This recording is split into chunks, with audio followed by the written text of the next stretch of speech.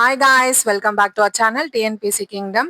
இன்னைக்கு நம்ம இந்த வீடியோல பாலிட்டியில 12th standard constitution of India லெசனோட பார்ட் 2 வீடியோ தான் பார்க்க போறோம். ஸோ லாஸ்ட் வீடியோல கான்ஸ்டியூஷன் அதுக்கப்புறம் அது வந்து அதோட பாரோட் ஸ்டேட்ஸ் பாரோட் கண்ட்ரீஸ்லாம் பார்த்தோம். ஸோ இந்த வீடியோல salient features of Indian constitution பார்க்க போறோம். ஸோ நம்மளோட இந்திய அரசியலமைப்பு சட்டத்தோடைய சிறப்பம்சங்கள் என்ன? இப்போ இதை நம்ம குரூப் 4 பாயிண்ட் ஆஃப் வியூல பார்த்தீங்கன்னா சில 1 மார்க் டைப் கொஸ்டின்ஸ் வரும். அதுல வந்து இந்த சாலியன்ட் ஃபீச்சர்ஸ்ல இப்போ ஃபார் எக்ஸாம்பிள் இந்த ஸ்கிரீன்ல பாத்தீங்கன்னா லாங்கஸ்ட் ரிட்டன் கான்ஸ்டியூஷன் இருக்கு. உலகத்திலேயே வந்து எழுதப்பட்ட சட்டத்திட்டங்கள்ல வந்து மிகப்பெரியது வந்து இந்தியாவுடையது தான். ஸோ இதை இப்படி கேட்கறதுக்கு வாய்ப்பு இருக்கு. Dash is the longest written கான்ஸ்டியூஷன்னா நம்ம இந்தியான்னு போடலாம். இதுவே நம்ம குரூப் 1 2ல ப்ரிலிம்ஸ் மெயின்ஸ் அந்த பாயிண்ட் ஆஃப் வியூல பாத்தீங்கன்னா இது ப்ரிலிம்ஸ்ல வந்து 1 marks of the point of வியூலயும் வரும். அதே மாதிரி மெயின்ஸ்ல வந்து பாத்தீங்கன்னா இதை வந்து நம்மள வந்து எழுத சொல்லுவாங்க. சாலியன்ட் ஃபீச்சர்ஸ் ஆஃப் இந்தியன் கான்ஸ்டியூஷன்ல பேராகிராஃப் டைப்ல வந்து எழுதவும் சொல்லுவாங்க. ஸோ ரொம்ப ரொம்ப இம்பார்ட்டன்ட் டாபிக்.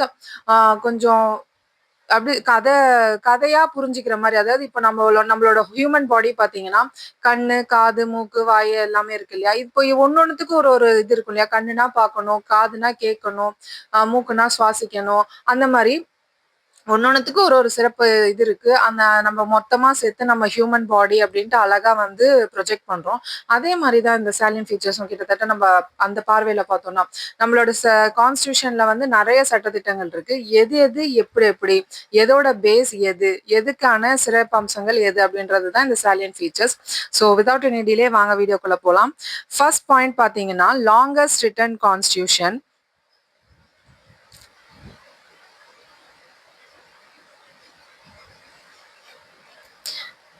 லாங்கஸ்ட் ரிட்டன் கான்ஸ்டியூஷன்னா இந்த உலகத்திலேயே வந்து எழுதப்பட்ட சட்டத்திட்டங்கள்ல மிக பெரியதுன்னு பாத்தீங்கன்னா நம்மளுடைய இந்தியாவுடையதுதான். ஸோ இது ஏன் அப்படின்னு பாத்தீங்கன்னா 1935ல வந்து கவர்மெண்ட் ஆஃப் இந்தியா ஆக்ட்ல இருந்து நம்ம வந்து கொஞ்சம் இதெல்லாம் எடுத்தோம்னு சொல்லிட்டு நம்ம லாஸ்ட் கிளாஸ்ல பார்த்தோம் இல்லையா? So 1935 it's all about before independence. So அந்த டைம்ல எடுத்ததுனால பிரிட்டிஷ் வந்து நமக்கு போட்ட சில சட்டத்திட்டங்கள்ல வந்து நிறைய நல்ல விஷயங்களை எடுத்ததுனால ஸோ அது நிறைய பேக்கேஜா சேர்ந்து லாங்கஸ்ட் ரிட்டன் கான்ஸ்டியூஷனா இருக்கிறதுக்கு வாய்ப்பு இருக்கு அப்படின்னு சொல்றாங்க. ஸோ இந்த மாதிரி ரிட்டன் கான்ஸ்டியூஷனோடைய ஐடியா எதுல இருந்து எடுக்கப்பட்டதுன்னா யூஎஸ்ஏ. அன்ரிட்டன் பாத்தீங்கன்னா யூகே, அதாவது பிரிட்டன். ஓகேங்களா? ஸோ இந்த மாதிரி லாங்கஸ்ட் ரிட்டன் கான்ஸ்டியூஷனா இருக்கிறதுக்கு 4 ரீசன்ஸ் இருக்கு. ஒண்ணு வந்து பாத்தீங்கன்னா நம்மளுடைய இந்தியாவுடைய பரப்பளவும் அதோட விரிவாக்கம் தான். அது மாதிரி நிறைய மக்கள், நிறைய கலாச்சாரம், நிறைய மொழிகள் இருக்கு. ஒருத்தவங்களுக்கும் ஏத்த மாதிரின்ட்டு தனித்தனியா எழுதப்பட்டு ஒரு குரூப்பாவோ இண்டிவிஜுவலாவோ ஸ்டேட் வைஸ் அப்படின்னு சொல்லிட்டு எழுதப்பட்ட சட்டத்திட்டங்கள் எல்லாம் வந்து கடைசியா பார்க்கும்போது இட்ஸ் பிகம் அ லாங்கஸ்ட். அதுக்கப்புறம் பாத்தீங்கன்னா ஹிஸ்டாரிக்கல் ஃபேக்டர்ஸ்ல இருந்து, அதாவது நான் ஆல்ரெடி சொன்ன மாதிரி 1935ல வந்து கவர்மெண்ட் ஆஃப் இந்தியா ஆக்ட்ல இருந்து எடுக்கப்பட்டதுனால இதோட பேக்கேஜ் வந்து இன்னமும் பெருசா இருக்கு. அதே மாதிரி இது வந்து ஒரு சிங்கிள் கான்ஸ்டியூஷன் தான். இந்தியாவுக்குன்னு பாத்தீங்கன்னா மொத்தமா ஒரே கான்ஸ்டியூஷனா இருக்கிறதுனால இந்தியாலன்னு பாத்தீங்கன்னா 28 ஸ்டேட்ஸ் இருக்கு. கேரளா, மகாராஷ்டிரா, தமிழ்நாடு, ஆந்திரா இந்த மாதிரி இருக்கு. தனித்தனியா இல்லையா? எல்லா மக்களுக்கும் ஒண்ணுன்றப்ப சில எல்லா தப்புக்கும் சரிக்கும் அமெண்ட்மெண்ட்ஸ் இந்த மாதிரி நிறைய சேர்ந்து it's become a very longest. So இதுதான் வந்து இதான ரீசன். இதுல வந்து ஃபண்டமெண்டல் ரைட்ஸ், டைரக்டிவ் பிரின்சிபல்ஸ் இந்த மாதிரி நிறைய இருக்கிறதுனால it's become very longest. Next, unique blend of rigidity and flexibility. Indian constitution may be called rigid as well as flexible based on its amending procedure. So சில சட்டத்திட்டங்கள்லாம் பார்த்தீங்கன்னா திருத்துறது வந்து ரொம்ப கஷ்டமா இருக்கும். அதுக்கு ஒரு பெரிய ப்ராசஸே போகும். ரிஜிடா இருக்கும். அது வந்து ஈஸியா வந்து இது பண்ண முடியாது. சிலதெல்லாம் பாத்தீங்கன்னா ஃபிளெக்சிபிளா இருக்கும். ஈஸியா வந்து நம்ம வந்து அமெண்ட்மெண்ட் பண்ணிடலாம். அமெண்ட்மெண்ட் பண்ற ப்ராசஸ் பாத்தீங்கன்னா சிம்பிளா தான் இருக்கும். ஸோ இந்த ரிஜிட் அப்படின்னு பாத்தீங்கன்னா ரிட்டன் கான்ஸ்டியூஷன், அமெரிக்கால இருந்து எடுக்கப்பட்ட ரிட்டன் கான்ஸ்டியூஷன் எல்லாம் மாத்துறது வந்து கொஞ்சம் டஃப் தான். அந்த அமெண்ட்மெண்ட்ஸ் மாத்துறது கொஞ்சம் டஃப். அதுவே ஃபிளெக்சிபிள் பிரிட்டிஷ் அன்ரிட்டன் கான்ஸ்டியூஷனா எழுதல, நம்ம ஈஸியா அப்படியே ஓகே இதை மாத்திக்கலாம் அப்படின்ட்டு போயிட்டே இருக்கலாம். ஸோ இதுதான். ஆனா நம்ம இந்தியன் கான்ஸ்டியூஷன் பாத்தீங்கன்னா நெய்தர் ஃபிளெக்சிபிள் நாட் ரிஜிட், ரெண்டுமே. சோ இப்ப நம்ம மாத்தணும்னாலே மாத்துறதுக்குன்னே ஒரு ஆர்டிகல் இருக்கு. ஆர்டிகல் 368 படி நம்மளோட அமெண்ட்மெண்ட்ஸ் வந்து 2 இதுவா ஸ்பெஷல் மெஜாரிட்டி வரும். சோ அது இந்த அமெண்ட்மெண்ட்ஸை வந்து நம்ம பிரீஃபா பார்க்கும்போது நம்ம வந்து அதை பார்க்கலாம். ஆர்டிகல் 368 இது வந்து இந்த ஆர்டிகல் 368 படி அமெண்ட்மெண்ட் கொண்டு வரணும்ன்றது வந்து இந்த கான்செப்ட் வந்து நம்ம சவுத் ஆப்பிரிக்கால இருந்து எடுத்திருக்கோம். இதுல வந்து 2 ஸ்பெஷல் மெஜாரிட்டி இருக்கு, ஒரு சிம்பிள் மெஜாரிட்டி இருக்கு. ஸோ ஆனா வந்து ஆர்டிகல் 368 படி பாத்தீங்கன்னா 2 டைப்ஸ் தான் அமெண்ட்மெண்ட்ஸ், அதான் ஸ்பெஷல் மெஜாரிட்டி படி தான். ஓகேங்களா. Next sovereign, socialist, secular, democratic and republic.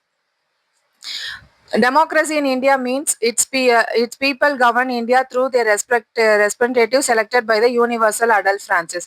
நம்மளுடைய இந்திய மக்கள் அவங்களுடைய கவர்மெண்ட்டை எப்படி நிர்ணயப்படுத்துறாங்கன்னா யூனிவர்சல் அடல்ட் பிரான்ச்சைஸ், அதாவது 18 வயது பூர்த்தி அடைந்த ஒரு நபரும் வந்து ஓட்டுரிமை மூலயமா அவங்களுக்கான தலைவர்களை வந்து தேர்ந்தெடுக்கிறாங்க. இதுதான் வந்து நம்ம இந்தியாவுடைய குடியரசா இருக்கு. ஸோ இதுல வந்து இந்தியா வந்து பாத்தீங்கன்னா சோவரின், அதாவது இறையாண்மை பெற்றிருக்கு. எக்ஸ்டர்னல் இன்டர்னல் அஃபேர்ஸ் எதுவுமே இன்டர்ஃபரன்ஸ் எதுவுமே இல்லாம அவங்களுக்கான முடிவை வந்து தன்னிச்சையா எடுக்கிறதுக்கான ஃப்ரீயா இருக்கு. அவங்க அந்த சோசியலிஸ்ட்ன்ற வார்த்தையை வந்து பாத்தீங்கன்னா நான் முன்னாடியே சொன்ன மாதிரி 42nd அமெண்ட்மெண்ட் ஆக்ட் 1976, அதாவது மினி கான்ஸ்டியூஷன் சொல்லப்படுற இந்தியன் அந்த அமெண்ட்மெண்ட் ஆக்ட்ல தான் வந்து இந்தியன் கான்ஸ்டியூஷன்ல வந்து ஆட் பண்ணியிருப்பாங்க. முன்னாடியே நம்ம இந்த கான்ஸ்டியூஷன் எழுதினப்பயே வந்து சோசியலிஸ்ட்ன்ற வார்த்தை கிடையாது. நோட் பண்ணிக்கோங்க. இப்ப சோசியலிஸ்ட்ன்ற வார்த்தை கான்ஸ்டியூஷன் எழுதினப்பவே இருக்கா அப்படின்னு கேட்டாங்கன்னா கிடையாது. ஸோ இந்த ரீசன் அசன்ஸ் டைப் கொஸ்டின்ஸ்ல வந்து கேட்கறதுக்கு நிறைய வாய்ப்பு இருக்கு. ஸோ சோசியலிஸ்ட்ன்ற வார்த்தையை வந்து 42nd அமெண்ட்மெண்ட் ஆக்ட் 1976ல வந்து ஆட் பண்ணியிருக்காங்க. செக்யூலரிசம் மீன்ஸ், அதாவது நம்ம இந்தியாவுக்குன்னு ஒரு செப்பரேட் ரிலிஜியன்லாம் கிடையாது. It's a state with a free religion having equal importance for all religion. எல்லா மதங்களுக்குமே ஈக்குவலான இம்பார்ட்டன்ஸ் இருக்க நாடுன்னா நம்ம இந்திய நாடு. இது ஹிந்து தான், முஸ்லீம் தான், கிறிஸ்டின்லாம் கிடையாது. அதே மாதிரி ஹிந்துக்கு ஒரு மரியாதை, கிறிஸ்டின்க்கு ஒரு மரியாதை, முஸ்லீம்க்கு ஒரு மரியாதையும் கிடையாது. All are having equal rights and all are having equal respect also. Next, parliamentary system of government. So, நம்ம parliamentary controls the function of council of ministers and hence it is called the parliamentary system. In a parliamentary system of government, that is the executive is responsible to legislature and remains in power only when it enjoys the confidence of the majority legislature. So parliamentary form of government na நம்ம முன்னாடியே நான் last வீடியோல சொல்லியிருப்பேன். நம்மளோட government வந்து 3 இருக்கும், executive, legislative, ஜுடிஷியரின்னு. அதுல இந்த எக்ஸிகியூட்டிவ் லெஜிஸ்லேட்டிவ் பாத்தீங்கன்னா ஒரு குரூப், ஜுடிஷியரி வந்து தனி. இதுல பிரைம் மினிஸ்டர் கவர்மெண்ட்டும் இருக்கு. அது மாதிரி பிரிட்டிஷ் பார்லிமெண்டரி சிஸ்டம் வந்து வெஸ்ட் மினிஸ்டர் மாடல்ல இருந்து எடுக்கப்பட்டது. சோ இதுல வந்து பாத்தீங்கன்னா இது வந்து ஃபங்க்ஷன் கவுன்சில் ஆஃப் மினிஸ்டர்ஸை வச்சு ஃபங்க்ஷன் பண்ணியிருப்பாங்க. இதோட நாமினல் ஹெட், அதாவது ரியல் எக்ஸிக்யூட்டிவ், அதாவது நாமினல் ஹெட் வந்து பிரசிடென்ட் தான். அதாவது அவர் வந்து சும்மா பேரளவுல தலைவர். ரியல் ஹெட் யாருன்னு பாத்தீங்கன்னா பிரைம் மினிஸ்டர். இவங்க யாரை வச்சு எக்ஸிக்யூட் பண்றாங்க அப்படின்னா ரியல் எக்ஸிக்யூட்டிவ்ஸ் வந்து கவுன்சில் ஆஃப் மினிஸ்டர்ஸை வச்சு தான் பார்லிமெண்ட் வந்து ஃபங்க்ஷன் ஆகுது. அதனாலதான் இதை வந்து பார்லிமெண்டரி சிஸ்டம் சொல்றாங்க. வெரி வெரி இம்பார்ட்டன்ட், நோட் பண்ணிக்கோங்க. the parliament controls the function of the council of ministers and it also the real executives of the parliament வந்து council of ministers தான். ஸோ இவங்க வந்து இவங்களுக்கான பவர்ஸை வந்து இவங்களுக்கு வந்து இவங்க வந்து ஸ்டேட் வைஸ் இருக்க பவர்ஸ் எல்லாம் வந்து அவங்க வந்து இது பண்ணிக்கலாம். அவங்களுக்கான பவர் லிமிடேஷன் வரைக்கும் அவங்களுக்கான முடிவை எடுத்துக்கலாம். அதுக்கும் மேல எதனா ஒரு முடிவு எடுக்கணும்னா it's want to go to the central authority, அதாவது சென்ட்ரல் கவர்மெண்ட் தலையிட்டு தான் அவங்க அதுக்கான முடிவை வந்து எடுப்பாங்க. Next single citizenship. இதுக்கான அர்த்தம் நமக்கு படிக்கும்போதே தெரிஞ்சோம். சிங்கிள் சிட்டிசன்ஷிப் அதாவது ஒற்றை குடியுரிமை. இந்தியா வந்து ஒற்றை குடியுரிமை பெற்ற நாடு. பட் அமெரிக்காலாம் பாத்தீங்கன்னா இரட்டை குடியுரிமை பெற்றுள்ள நாடு. அதாவது இப்ப நம்ம ஃபார் எக்ஸாம்பிள் இப்ப நம்ம இந்தியால வந்து இப்ப ஆந்திரால இருந்து தமிழ்நாடு வரணும், இல்ல வந்து மகாராஷ்டிரா போனோம் அப்படின்னா மகாராஷ்டிராவுக்கு ஒரு குடியுரிமை, தமிழ்நாடுக்கு ஒரு குடியுரிமைன்னு வாங்கிட்டு இருக்கணும். ஆனா அப்படி கிடையாது இல்லையா இங்க. ஆனா அமெரிக்கால இந்த மாதிரிதான். ஸோ அது அமெரிக்கா வந்து டபுள் சிட்டிசன்ஷிப் பெற்றுள்ள நாடு. நமக்கு வந்து சிங்கிள் சிட்டிசன்ஷிப். எங்க எங்க வேணா போலாம். எந்த ஸ்டேட்ஸ்க்கு வேணா இந்தியன் அப்படின்ற ஒரு சிட்டிசன்ஷிப் வாங்கிட்டோம்னா, இந்தியால இருக்க எல்லா ஸ்டேட்ஸ்க்குமே வந்து அந்த குடியுரிமையை வச்சு நம்ம வந்து ஃபாலோ பண்ணிட்டு போலாம். Citizenship identifies those who are lawful member of a country. The Citizenship Act 1955 regulates the determination and acquisition of the citizenship after the adoption of the Indian Constitution. The Indian Constitution provides for citizenship by birth, descent, registration, naturalisation and by incorporation of territory. அதாவது இந்த citizenship act 1955ல போட்ட மாதிரியே இப்ப கிடையாது. நிறைய amendments, அதாவது 9 times வந்து amendments பண்ணிட்டாங்க. இப்ப வந்து இந்தியால வந்து குடியுரிமை எப்படி கொடுக்குறாங்கன்னா 5 ஃபேக்டர்ஸ் அடிப்படையில வந்து கொடுக்குறாங்க. பர்த், டிசென்ட், ரெஜிஸ்ட்ரேஷன், நேச்சுரலைசேஷன், அதுக்கப்புறம் இன்கார்பரேஷன் ஆஃப் டெரிட்டரி. அதாவது பர்த்னா நம்ம இங்க பிறந்தா நம்ம இங்க வாங்கிக்கலாம். டிசென்ட்னா நம்மளோட அப்பா அம்மா இங்க பிறந்திருப்பாங்க, ஆனா நம்ம இங்க பிறந்திருக்க மாட்டோம், அதன் அடிப்படையில வாங்கிக்கலாம். ரெஜிஸ்ட்ரேஷன்னா நம்மளோட குடியுரிமையை ரெஜிஸ்டர் பண்ணி வாங்கிக்கலாம். நேச்சுரலைசேஷனா நம்ம முன்னோர்கள் இங்க இருந்திருப்பாங்க, அதன் அடிப்படையில நம்ம வாங்கிருக்கலாம். அப்புறம் இன்கார்பரேஷன் ஆஃப் டெரிட்டரினா இப்போ கவர்மெண்ட் வந்து புதுசா ஒரு ஸ்டேட்டை வந்து கைப்பற்றிருக்காங்க அப்படின்னா அவங்களையும் வந்து நம்மளோட இந்தியன்ஸ்ன்ற சிட்டிசன்ஷிப் ஈஸியா வந்து அக்யூர் ஆயிடும். அந்த மாதிரி வாங்கிக்கலாம். பட் அதே மாதிரி எந்த அளவுக்கு குடியுரிமையை கொடுக்குறாங்களோ அந்த அளவுக்கு வந்து இவங்க வந்து நம்ம நாட்டுக்கு வந்து பாதிப்பு உண்டாக்கிட்டாங்க, இவங்க வந்து எதனா வந்து தவறான செயல்ல ஈடுபட்டுட்டாங்கன்னா அப்படியே அந்த கான்ஸ்டியூஷன் அடிப்படையில வந்து அந்த சிட்டிசன்ஷிப்பை டெர்மினேட் பண்றதுக்குமே வந்து இது இருக்கு, பவர் இருக்கு. So the Citizenship Amendment Bill 2015 was introduced in Lok Sabha on 27 February 2015 that amends the Citizenship Act 1955. So Citizenship Amendment Bill வந்து லாஸ்டா வந்து 2015ல வந்து லோக் சபால போட்டிருக்காங்க. எப்பன்னா 27th February 2015ல.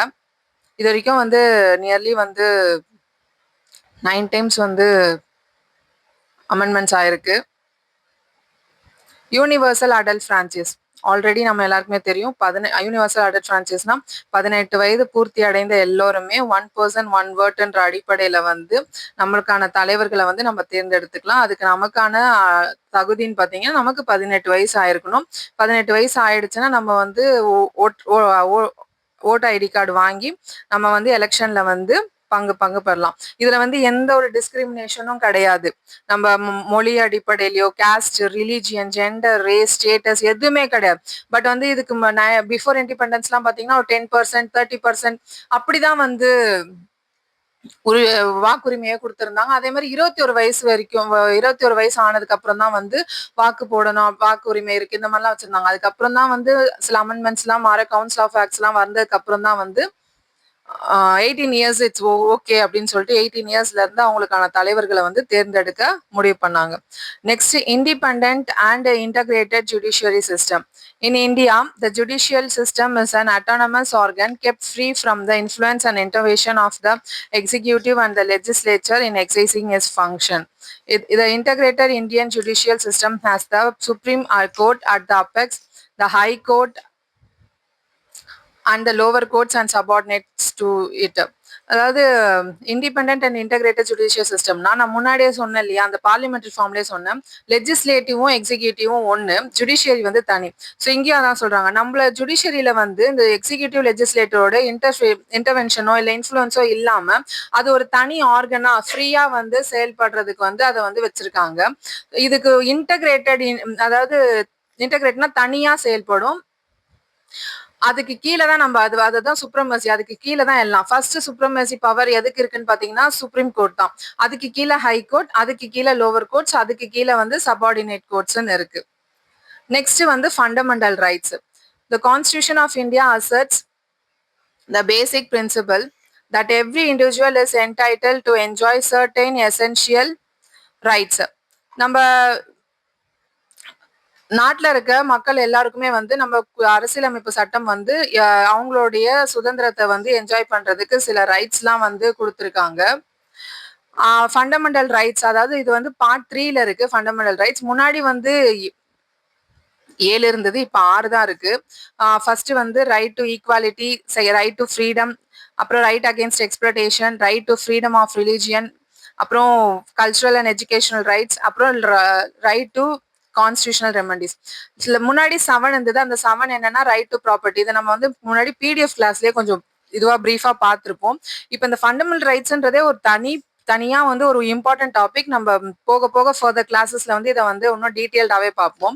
இந்த ரைட் டு ப்ராப்பர்ட்டியை வந்து ஆர்டிகிள் 31ல வந்து எடுத்துட்டாங்க. அதாவது 44th அமெண்ட்மெண்ட் ஆக்ட் 1978ல வந்து ஒமிட் பண்ணிட்டு ரைட் டு ப்ராப்பர்ட்டியை வந்து ஃபண்டமெண்டல் ரைட்ல இருந்து எடுத்துட்டு அதை வந்து ஒரு ஆர்டிக்கலா வந்து சேர்த்துட்டாங்க. ஆர்டிகல் 31 வந்து சேர்த்துட்டாங்க. ஆர்டிகல் 300A அதை ஆட் பண்ணிட்டாங்க. லீகல் ரைட், அது ஃபண்டமெண்டல் ரைட் கிடையாது அப்படின்னு சொல்லிட்டு அதை சேர்த்துட்டாங்க. ஃபண்டமெண்டல் ரைட் வந்து பார்ட் 3ல இருக்கு. ஸோ நம்ம ஃபண்டமெண்டல் ரைட்ல சிக்ஸ் ரைட்ஸ்ன்னு சொன்னோம் இல்லையா, இதுல முதல் 5 வந்து ஃபண்டமெண்டல் ரைட்ஸ். இதுல எதனா ஒண்ணு நமக்கு கிடைக்கலன்னா ஆர்டிகல் 32 படி நம்ம டைரக்டா வந்து constitutional right to constitutional remedies படி ஆர்டிகல் 32 யூஸ் பண்ணி நம்ம சுப்ரீம் கோர்ட்டுக்கு போய் நமக்கான ரைட்டை வந்து வாங்கிக்கலாம். Next, right to education. The Indian Constitution 86th Amendment Act 2002 inserted Article 21A in Constitution of India to provide free and compulsory education to all children in the age group of 6 to 14 years as a fundamental right in such a manner as the state may by law determine.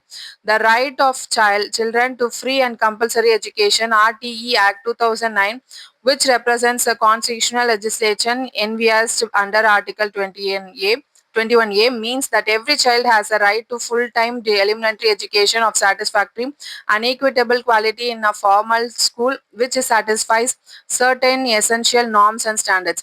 So ஆர்டிஏன்றது இப்போ எல்லாருக்குமே வந்து ஒரு ஃபெமிலியரான ஒரு விஷயம். Article 21A வந்து என்ன பண்ணியிருக்காங்க, ரைட் டு எஜுகேஷன்றதை ஒன்று ஆட் பண்ணியிருக்காங்க. It's under 86th amendment.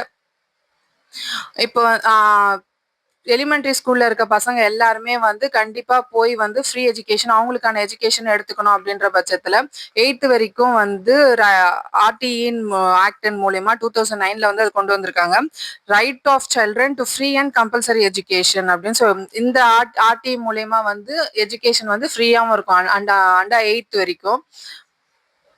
So அது மூலயமா வந்து எலிமெண்டரி ஸ்கூல் சில்ட்ரனுக்கு வந்து ஃப்ரீ எஜுகேஷன் கிடைக்கணும்ன்றது வந்து ரைட் டு எஜுகேஷன்ல கொண்டு வந்திருக்காங்க. Fundamental duties. ஸோ நமக்கு வந்து ரைட்ஸ்ன்னு இருக்கிறப்ப, உரிமைன்னு இருக்கிறப்ப நமக்கு கடமைன்றதும் இருக்கும் இல்லையா. நமக்கு இந்த இடத்துல ஒரு உரிமை கொடுக்குறாங்கன்னா அவங்களுக்கான கடமையை நம்ம திருப்பி செய்யணும் இல்லையா. அந்த மாதிரி ஃபண்டமெண்டல் ரைட்ஸையும் கொண்டு வந்திருக்காங்க. எப்பன்னு பாத்தீங்கன்னா இது வந்து கான்ஸ்டியூஷன் எழுதுனப்பே கிடையாது. ஃபண்டமெண்டல் ரைட்ஸ் வந்து இந்தியன் கான்ஸ்டியூஷன்ல 42nd அமெண்ட்மெண்ட் ஆக்ட், அதாவது 1976ல தான் வந்து ஆட் பண்ணிருக்காங்க. It's under part 4A. இந்த கான்ஸ்டியூஷனை வந்து இந்தியன் கான்ஸ்டியூஷன்ல ஃபண்டமெண்டல் டியூட்டிஸ் வந்து பார்ட் 4Aல வந்து ஆட் பண்ணிருக்காங்க. 51A வந்து டியூட்டிஸ் வந்து இது பண்ணிருக்காங்க. ஸோ டோட்டலா வந்து 11 இருக்கும். To abide by the constitution and respects its deal and institutions, the national flag and the national anthem. நம்மளுடைய தேசிய கொடியும் தேசிய கீதத்தையுமே வந்து நம்ம மதிக்கணும். நம்மளுடைய கான்ஸ்டியூஷனல் இன்ஸ்டிடியூஷன் ஐடியல்ஸ் எல்லாம் வந்து மதிக்கணும். நெக்ஸ்ட் வந்து to cherish and follow the noble idols which inspired our national struggle for freedom. நம்மளுடைய சுதந்திரத்துக்காக போராடினவங்களையும் அவங்களுடைய குறிக்கோள்களையும் அவங்களுடைய பாயிண்ட்ஸையும் வந்து நம்ம மதிக்கணும். நோபல் ஐடியாஸ் எல்லாம் வந்து நம்ம மதிக்கணும். To uphold and protect the sovereignty, unity and integrity of India. நம்மளுடைய இந்தியாவுடைய இறையாண்மையும் ஒற்றுமையும் இன்டெகிரிட்டியும் வந்து நம்ம பாதுகாத்து வந்து கொண்டு போகணும். To defend the country and render national service when called upon to do so. நமக்கு திடீர்னு எதனா ஒரு நேஷனல் சர்வீஸ்ன்னு வரப்ப நம்ம வந்து நான் இதுல செய்ய மாட்டேன் அதுல செய்ய மாட்டேன்னு இல்லாம அதுல நம்ம வந்து ஈடுபாடோட கலந்துக்கணும். To promote harmony and the spirit of universal brotherhood amongst all the people of India, transcending religious, linguistic and regional or sectional diversities, to renounce practices derogatory to the dignity of women. நம்ம வந்து ஒற்றுமையோட இருக்கணும். இந்தியான் என்னதான் பல மாநிலங்கள் இருந்தாலும் இந்தியான்னு வரப்ப நம்ம எல்லாரும் ஒண்ணுன்னு சொல்லிட்டு நம்மளோட ரிலிஜியன், கேஸ்ட் இதெல்லாம் விட்டுட்டு ஆஸ் அ இந்தியனா நம்ம வந்து ஒற்றுமையா இருக்கணும். பெண்களுக்கான பாதுகாப்பையும் நம்ம வந்து கொடுக்கணும். To value and preserve the rich heritage of our composite culture. நம்மளோட கலாச்சாரத்தை வந்து பாதுகாக்கணும். to protect and improve their natural environment including forests, lakes, rivers and wildlife, and to have a compassion for living creature.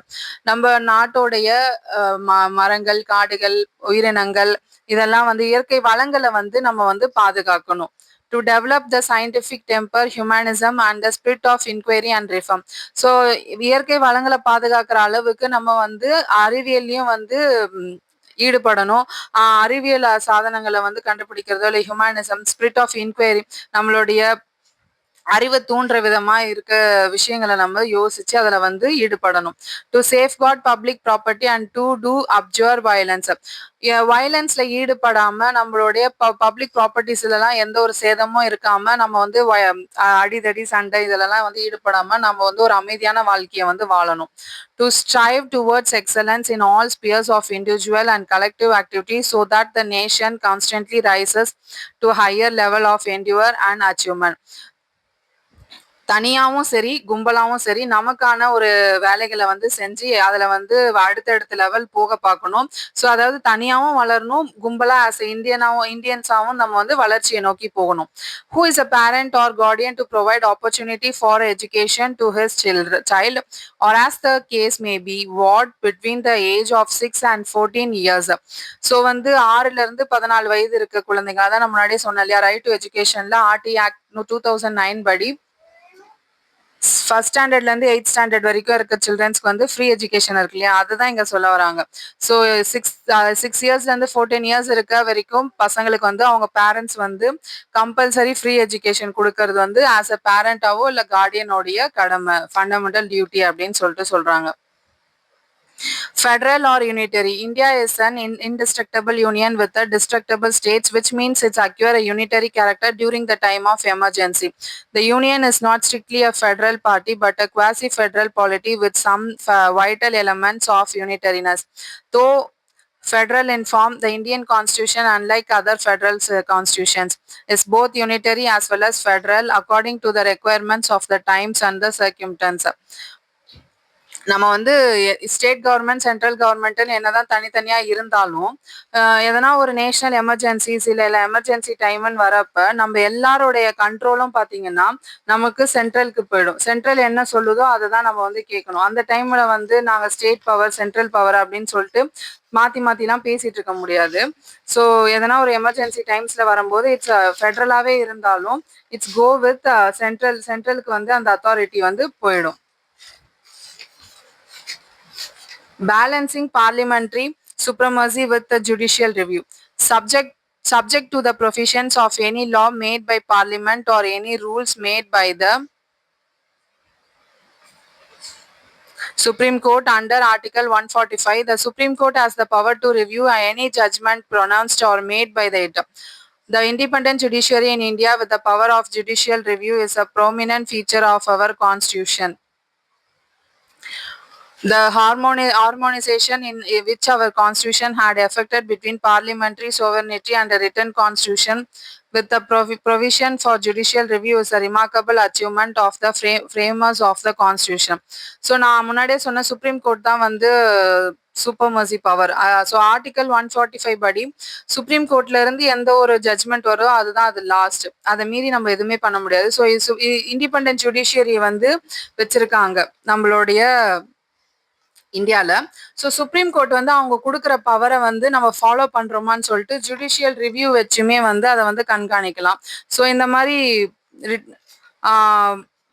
சில remarkable அச்சீவ்மெண்ட்ஸ்லாம் வந்து நம்ம ஃப்ரேமர்ஸ் of கான்ஸ்டியூஷனை வந்து frame பண்ணவங்க வந்து நமக்காக வந்து கொடுத்துட்டு போயிருக்காங்க. Directive principle of state policy. One of the unique provisions of our Indian constitution is the directive principle of the state policy. So DPST சிம்பிளா சொல்லணும்னா directive principle of state policy இது வந்து பார்ட் 4ல இருக்கு. இது வந்து ரூலான்னு கேட்டா கண்டிப்பா ரூல் கிடையாது. பட் இது வந்து ஒரு ரூல் ஃபாலோ பண்றதுக்கு முன்னாடி சும்மா ஒரு கிளான்ஸ் மாதிரி, இப்போ நம்ம எக்ஸாம் போறதுக்கு முன்னாடி ஃபுல்லா படிக்கிறதுக்கு பதிலா ஒரு நோட்ஸ் பார்த்துட்டு போவோம் இல்லையா, அதை பார்த்துட்டு போயிட்டு அங்க நம்ம கதை எழுதுவோம். அந்த மாதிரிதான் இது. நம்ம ஒரு ரூல் போடுறதுக்கு முன்னாடியோ இல்லை ஒரு ரூல் வந்து செக் பண்றதுக்கு முன்னாடியோ இதை நம்ம வந்து ஒரு ரெஃபரன்ஸ் மாதிரி வச்சுக்கலாம். These principle are like directive to the government to implement them for establishing social and economic justice in India. So அதான் நம்ம இந்தியாவுடைய சமூக ரீதியாகவும் பொருளாதார ரீதியாகவும் அவங்க வந்து ஒரு நீதியை வந்து கொடுக்கணும் அப்படின்ற பட்சத்துல வந்து இதை வந்து ஒரு டைரக்டிவ், அதாவது ஒரு கைட்லைன்ஸ் மாதிரி நம்ம கவர்மெண்ட்டுக்கு டிபிஎஸ்டி. இது வந்து நம்மளுக்கு வந்து மென் உமன் 2 பேருக்குமே ஃப்ரீ தான். பார்ட் 4A வந்து இந்த கான்ஸ்டிடியூஷன்ல வந்து இது இருக்கு. Parliamentary democracy in India. Under Article 79, the Parliament of Union consists of the President and 2 houses, known as respectively as the Council of State Rajya Sabha and House of People Lok Sabha. The Union legislature is bicameral and the need for a bicameral system of the legislature in a federation is admitted. The upper house represents the units, the lower house represents the power. The 2 houses respectively function to preserve integrity of the unity and to secure the integration of the union. So article 79 படி நம்ம parliament வந்து 2ஆ வந்து இது பண்ணியிருப்பாங்க. ஒன்று வந்து பிரசிடென்ட்டும் 2 ஹவுசஸும் வச்சிருக்கிற, அப்புறம் கவுன்சில் ஆஃப் ஸ்டேட்ஸை வச்சிருக்க ராஜ்யசபா, இன்னொன்று வந்து ஹவுஸ் ஆஃப் பீப்புள்ஸ்ன்னு சொல்லப்படுற லோக்சபா, அதாவது லோவர் ஹவுஸ் அப்பர் ஹவுஸ். இது வந்து நம்மளோட யூனியன் லெஜிஸ்லேச்சர் வந்து பை கேமரல் தான். ஸோ அப்பர் ஹவுஸ் வந்து நம்மளுடைய யூனிட்ஸை ரெப்ரசன்ட் பண்ணும், அதாவது ஸ்டேட்ஸோட மினிஸ்டர்ஸ் ரெப்ரசென்ட் பண்ணும். லோவர் ஹவுஸ் வந்து பீப்புள்ஸை வந்து ரெப்ரசன்ட் பண்ணும். இவங்களோட ஃபங்க்ஷனே வந்து பாத்தீங்கன்னா நம்ம இன்டெகிரிட்டி, யூனிட்டி, யூனியனை, இன்டெகிரேஷன் எல்லாம் வந்து ப்ரிசர்வ் பண்றது தான். இவங்க நம்ம வந்து லோக்சபால ராஜ்யசபால வந்து ஒரு புக்லெட்ஸ் வச்சுட்டு அவங்க மெம்பர்ஸை வந்து அவங்க ரூல்ஸ் எல்லாம் வந்து கண்டக்ட் பண்றது, ப்ரிசர்வ் பண்றது, இதுதான் அவங்களுக்கான வேலை. லோக்சபால பாத்தீங்கன்னா ஸ்டேட் வைஸ் எடுக்கிற முடிவெல்லாம் வந்து அங்க வந்து பண்ணிக்குவாங்க.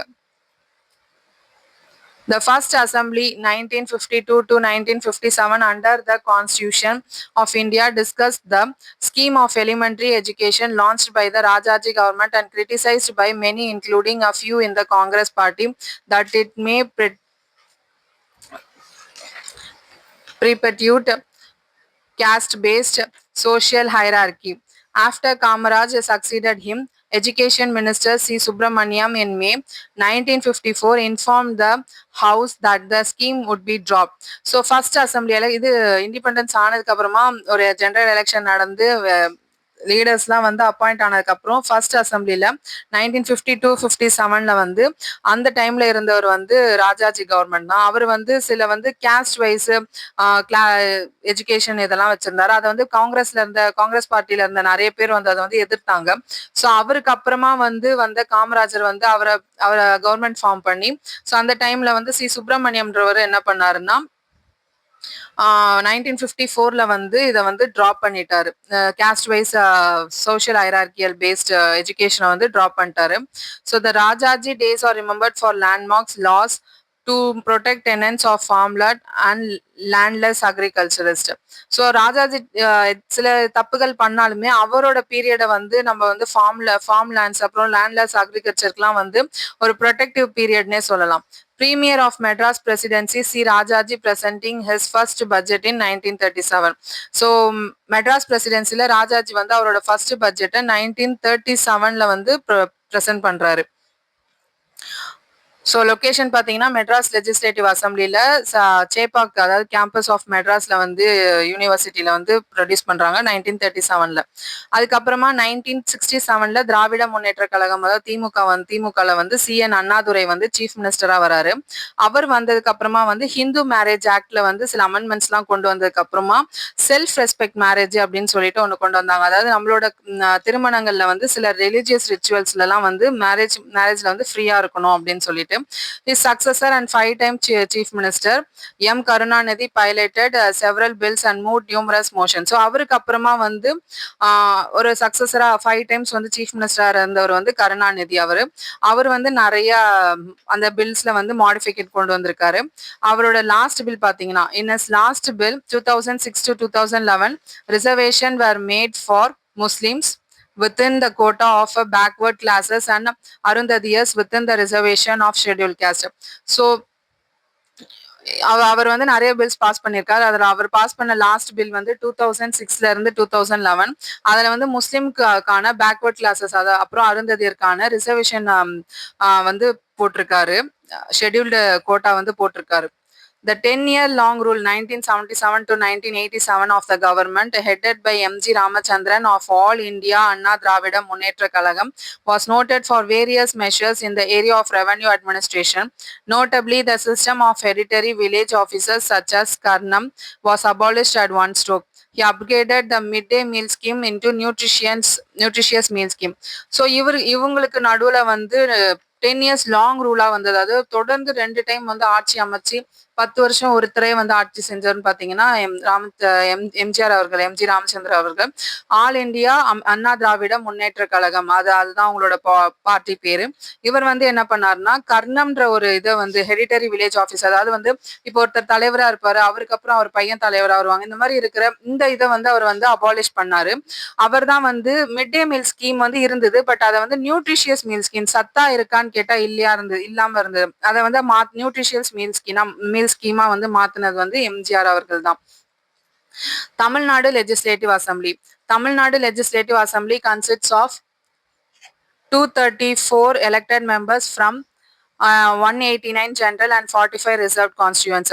ஸோ 234 மெம்பர்ஸ் இருந்தாங்க. அதை வந்து 45 ரிசர்வ் கான்ஸ்டியூஷன்ஸாக வந்து மாற்றினாங்க. The first Madras legislative assembly வந்து 3rd May 1952 நடந்தது. ஜென்ரல் எலெக்ஷனுக்கு அப்புறமா 1952 ஜென்ரல் எலெக்ஷனுக்கு அப்புறமா ஃபர்ஸ்ட் மெட்ராஸ் லெஜிஸ்லேட்டிவ் அசம்பிளி வந்து May 3rd 1952 நடந்தது. ஸோ ஆர்டிகல் 333 படி நம்ம கவர்னர் வந்து ஒரு மெம்பர் ஃப்ரம் ஆங்கிலோ இந்தியன் கமிட்டில இருந்து ஒரு மெம்பரை வந்து அனுப்பலாம். So 15th Tamil Nadu legislative assembly படி 21st May 2016 வந்து ஜென்ரல் எலெக்ஷன் வந்து வச்சாங்க. தமிழ்நாடு லெஜிஸ்லேட்டிவ் அசம்பிளிக்கு வந்து ஜெனரல் எலெக்ஷன் வந்து நடந்தது. After the Supreme Court delivered the Mandal Commission judgment in November 1992 for reservation in education and employment at 50%, the Assembly responded through legislation aimed at safeguarding the executing 69% quota for backward classes, most backward classes, scheduled cluster and the scheduled tribes. So Supreme Court வந்து mental commission ஒன்று வச்சு November 1992ல அது ஒரு 10 இயர்ஸ்க்கு அப்புறம் தான் அதுக்கு ஒரு ரிசல்ட்டே வந்துச்சு. அவங்க வந்து ஏற்கனவே இருந்த 50%, 69% வந்து அப்படியே வந்து சேஃப்கார்ட் பண்ணி அதை வந்து பேக்வர்ட் கிளாஸஸ்க்கு, மோஸ்ட் பேக்வர்ட் கிளாஸஸ், SC STக்கு வந்து அதை வந்து ப்ரிசர்வ் பண்ணி வச்சாங்க.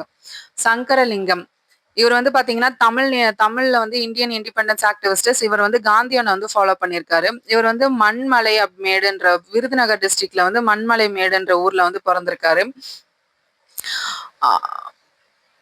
இவரோட பேரண்ட்ஸ் வந்து கருப்புசாமி, வள்ளியம்மாள். 1895ல வந்து பிறந்திருக்காரு. இவர் வந்து இந்தியன் நேஷனல் காங்கிரஸ்ல வந்து 1917ல வந்து சேர்ந்திருக்காரு. சாரி, சால்ட் மார்ச் 1930ல நடந்ததுல வந்து இவர் வந்து ராஜாஜி கூடயும் காந்தி கூடயும் வந்து இருந்திருக்காரு. இவர் வந்து தெலுங்கும் பேசுவாரு, தமிழும் பேசுவாரு. இவர் வந்து மெட்ராஸ்ன்ற பேரை மாத்தணும் அப்படின்ற இதுல வந்து பேர் மாற்றுறதுல வந்து இவரும் வந்து கலந்திருக்காரு. In 1956, Sankaralingam started to fast on demand for change in the name of state from Madras to Tamil Nadu. So Madras வந்து தமிழ்நாடுன்னு பேர் மாற்றம்ல வந்து இவரும் வந்து கலந்துக்கிட்டு இவரோட பெரிய பங்கு கொடுத்துருக்காங்க. He started his hunger strike on 27 July on 1956 in Virudhunagar for 12 demands. Despite the request of C.N. Annadurai, M.P. Sivangam and Jeevanandam, he continued to fast and die on the 76th day on 13th October 1956. So, இவர் வந்து C.N. Annadurai, M.P. Sivangam, ஜீவானந்தத்தின் தாண்டி இவர் வந்து சில டிமாண்ட்ஸ்லாம் வச்சு அது நடக்கிற வரைக்கும் உண்ணாவிரதம் இருந்து 76வது நாள் வந்து இறந்துட்டாரு. அதாவது 13th October 1956ல வந்து இறந்துட்டாரு. நம்ம தமிழ்நாடை பத்தி சில ஃபேக்ட்ஸ் கொடுத்துருக்காங்க. Tyagi Sankaralinganar observed fasting for 76 days from 27/7/1956 to 10/10/1956 for the name of conversion of Chennai Presidency as Tamilagam. தமிழ்நாடுன்ற பேர் மாற்றத்துக்காக சங்கரலிங்கம்ன்றவர் வந்து 76 நாள் வந்து ஃபாஸ்டிங் இருந்து வந்து உயிரிழந்திருக்காரு. ஸோ அந்த ஸ்டேட் மெட்ராஸ்ன்ற பேர் வந்து தமிழ்நாடுன்னு மாறினது எப்பன்னு பார்த்தீங்கன்னா 14th January 1969ல. இவர் தான் வந்து ஒன்லி பர்சன் நம்ம இந்தியன் ஹிஸ்டரியில வந்து நிறைய காந்தியன் வேவை வந்து ஃபாலோ பண்ணி நிறைய நாள் வந்து ஃபாஸ்டிங் இருந்து இறந்தவர்னு யாருன்னு பார்த்தீங்கன்னா சங்கரலிங்கம் தான். Select Committee. The select committee is made up of a small number of parliamentary members appointed to deal with the particular aspects originating in the Westminster system of parliamentary democracy. So நம்மளோட selection committee வந்து parliamentary ஒரு கம்மியான நம்பர்ஸான மெம்பர்ஸை வச்சு தான் வந்து form பண்ணியிருக்காங்க. So Westminster system மாடலில் வந்து இதை வந்து ஃபார்ம் பண்ணியிருக்காங்க. ஸோ ரூல் 125 படி பார்த்தீங்கன்னா ராஜ்யசபா வந்து அவங்க வந்து சில மெம்பர்ஸை வச்சு அவங்க வந்து பில்ஸ் வந்து ஓகேவா இல்லையான்னு வந்து ஷேர் பண்ணி அட்மிட் பண்ணி பில்லை வந்து பாஸ் பண்ணுவாங்க. The select committee may appoint a subcommittee to examine any particular points connected with the bill. If any doubt arises or any aspects of the procedure, the chairman may refer the point to the Rajya Sabha chairman whose decision will be final. So இவங்களுக்கு வந்து ஒரு bill வருது, அதை வந்து அவங்க வந்து analyse பண்ணணும் அப்படின்ற பட்சத்தில் சப்கமிட்டி வச்சு அதை எக்ஸாமைன் பண்ணி சில பாயிண்ட்ஸ்லாம் கலெக்ட் பண்ணி அதுக்கப்புறமா வந்து ராஜ்யசபாக்கு வந்து சேர்மன்ட்ட வந்து ஆலோசனை செஞ்சு அந்த பில் வந்து வேணுமா வேண்டாமான்னு வந்து ஃபைனல் டிசிஷன் பண்ணுவாங்க. இம்பார்ட்டன்ட் ஜாயிண்ட் சிட்டிங்ஸ் எப்போ நடந்திருக்குன்னு பாருங்க. டவுரி ப்ரொஹிபிஷன் பில்லுக்காக வந்து 6th and 9th May 1961 வந்து 1959 வந்து ஜாயிண்ட் சிட்டிங்ஸ் வந்து நடந்திருக்கு. அப்புறம் வந்து ப்ரிவென்ஷன் ஆஃப் டெரரிசம் பில் அது பாஸ் பண்ணப்போ 2002 வந்து 26th March வந்து ஜாயிண்ட் சிட்டிங் வந்து நடந்திருக்கு. Whenever a bill passed by one house is rejected by another house or any disagreement or more than 6 months has elapsed, the President of India may call a joint sitting of the two houses to resolve the deadlock. The bill will be passed in both houses by the majority of the total number of members of both houses present and voting. There is no provision in the Indian Constitution for a joint sitting of both houses on a money bill or a constitution amendment. So வந்து இப்போ சில பில்ஸ்லாம் வந்து முரண்பாடு இருக்கும். இது ஓகேன்னு ஒரு party சொல்லுவாங்க, வேணான்னு இன்னொரு ஹவுஸ் சொல்லுவாங்க. ஸோ இந்த மாதிரி இருக்கிறப்ப இதே மாதிரி 6 மாத காலம் வந்து நீடிச்சுட்டே போயிற பட்சத்துல வந்து ஜாயிண்ட் சிட்டிங்கை வந்து பிரசிடென்ட் வந்து அமலுக்கு கொண்டு வருவார். அவர் ஜாயிண்ட் சிட்டிங் கூப்பிடுறப்ப எல்லாரும் வந்து அன்னைக்கு வரவங்களை வச்சு மெஜாரிட்டி ஓட் பேசிஸ்ல வந்து அவங்க வந்து அந்த பில்லை வந்து பாஸ் பண்ணலாமா வேணாமான்னு முடிவு எடுத்துருவாங்க. இந்த ஜாயிண்ட் சிட்டிங் வந்து மணி பில்லுக்கோ இல்ல கான்ஸ்டிடியூஷன் அமெண்ட்மெண்ட் ஆக்டுக்கோ வந்து இந்த ஜாயிண்ட் சிட்டிங் இருக்காது.